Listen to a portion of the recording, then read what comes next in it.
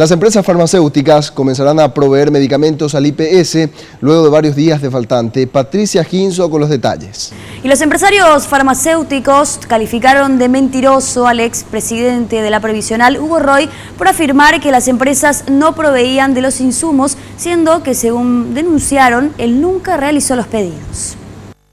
El ministro de Salud Pública, directivos del IPS y autoridades de Cifarma se reunieron este lunes con el objetivo de zanjar el importante déficit de medicamentos que existe actualmente en la Previsional, debido a una deuda de aproximadamente 230.000 millones de guaraníes que mantiene la entidad estatal con las empresas proveedoras de los fármacos. Y nuestro aporte va a ser, apenas pida los fármacos, los va a tener inmediatamente en el parque.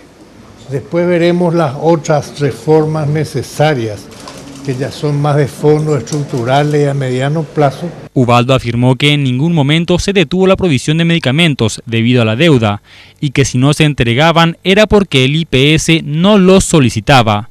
Esto a pesar de que el anterior presidente de la Previsional, Hugo Roig, expresó que existían órdenes de compra. Además, mencionó una quiebra técnica en el fondo de medicamentos. El fondo está perdiendo dinero a razón de 16.000 millones por mes.